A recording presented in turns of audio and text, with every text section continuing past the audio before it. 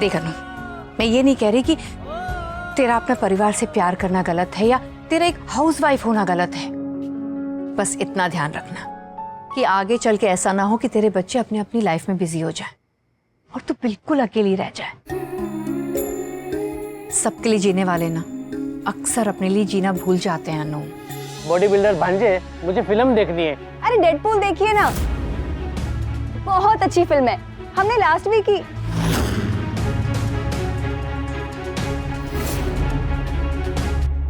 मुझे लगता है कि वनराज और काव्या के बीच ना सिर्फ काम, दोस्ती या कली वाला रिश्ता नहीं है। तेरे पति के खिलाफ एक और सबूत है। मैं तेरी तरह पढ़ी लिखी नहीं हूँ, मैं तेरी तरह काबिल भी नहीं हूँ, मुझे कुछ भी नहीं आता। पर कुछ आए ना है, विश्वास करना आता है, और ये विश्वास मेरी जिंदगी है। और आज तूने मेरे उस विश्वास को ही गाली दे दी। अरे तू क्या देविका, अगर कान्हा जी भी आके कहे ने कि मेरे पति का ऐसा कुछ है तो मैं उनसे भी कह दूं कि आपको गलतफहमी हुई है। मेरे पति मेरा अधिकार किसी और को नहीं दे सकते, कभी नहीं। आई थिंक मुझे उसे अपने साथ ही रखना पड़ेगा। अनिरुद्ध तो फिर भी हफ्ता 10 दिन में चला जाएगा, लेकिन अगर काव्या की नीस इसके साथ रहने लगी तो मैं काव्या के घर नहीं जा पाऊंगा। मैं उसे अभी बता देती हूँ कि घर ही आ जाए। घर मिल गया। अरे मेरे घर के बिल्कुल सामने पटेल जी का घर खाली पड़ा हुआ है। वो अपने बेटे और बहू के पास लंदन शिफ्ट हो गए। उनको घर वैसे भी रेंट पे देना था और चाबी हमारे घर पे पड़ी हुई है। तुम्हारे घर के ऑपोजिट? हाँ। Are you sure? हाँ हाँ, of course I am sure. In fact अगर तुम्हारी नीस वहां रहेगी तो तुम्हारे पास भी वहां पे आने का एक और बहाना हो जाएगा। मेरी गर्लफ्रेंड बनेगी।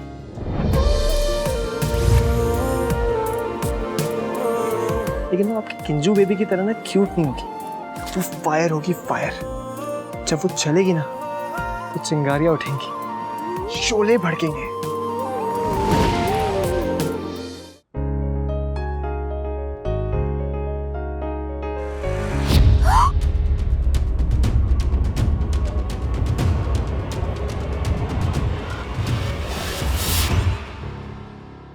अनु!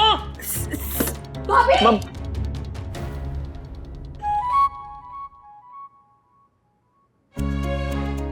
थैंक यू बेटा, तूने मुझे संभाल लिया।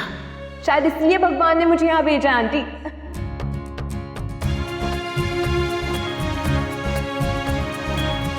उसके पेरेंट्स का डिवोर्स हो चुका है, 24 साल की है, यहाँ पे अकेली रहना चाहती है। और जो लड़कियां ऐसे टूटे हुए परिवार से आती हैं उन्हें स्टेबिलिटी का इश्यू होता है। तो मैं नहीं चाहता कि तुम्हारा उससे ज्यादा मिलना जुलना हो। डाइवोर्स उसके माँ बाप का हुआ है तो उसमें उस बेचारे की क्या गलती। और वैसे तो काव्या का भी डाइवोर्स होने वाला है ना।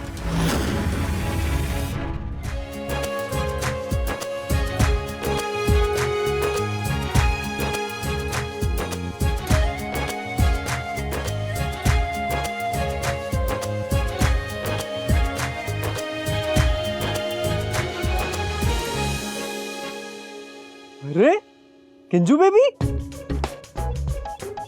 I mean बालिके।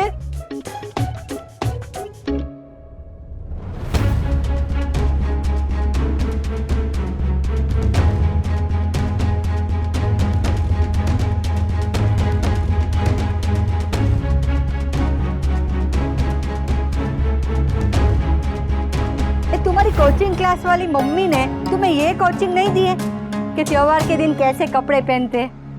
वाह, किंजल से मैंने कहा था कि ऐसे आ जाना। मैंने सोचा कि अगर ये कोई आज के जमाने की कोई डिजाइनर साड़ी पहन के आ गई और आपको पसंद नहीं आई तो इसे मैं खुद तैयार करूंगी। जब मेरी शादी हुई थी ना तब मैं बिल्कुल अकेली पड़ गई थी, कोई था ही नहीं बात करने वाला इस घर में। पर तू चिंता मत कर, हाँ, तेरे लिए मैं हूँ, मैं तेरी माँ भी हूँ और सहेली भी। वो क्या कहते हैं, BFF।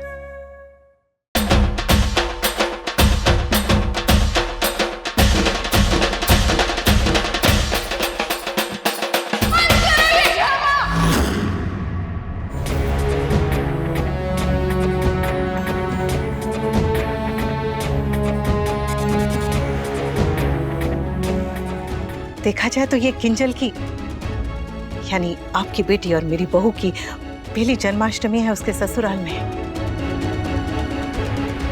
आइए ना समधन जी।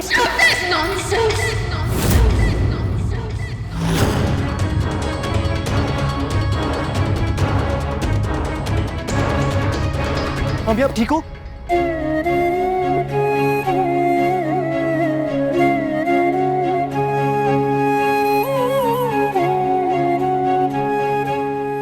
कौन समधन, कौन बहू, किसकी बहू?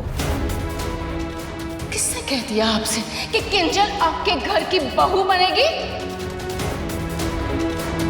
आप जैसे छोटे लोग बड़ा बनने के लिए कुछ भी कर सकते हैं, किसी हद तक गिर सकते हैं मिसेस शाह।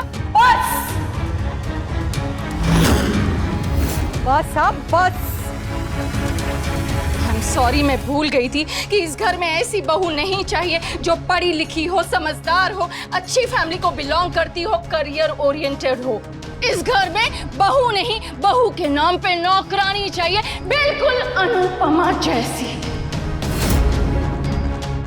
भले ही मेरी वाइफ ग्रेजुएट ना हो, लेकिन सबके सामने बात की कैसे जाती है ये उसे अच्छी तरह आता है।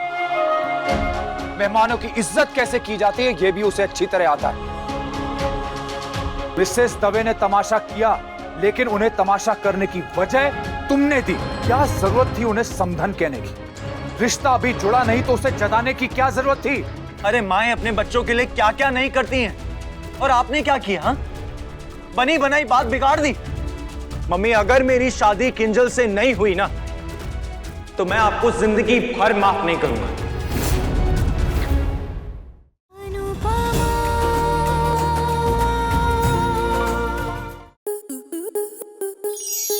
स्टार प्लस के YouTube पेज पर आने के लिए आपका धन्यवाद।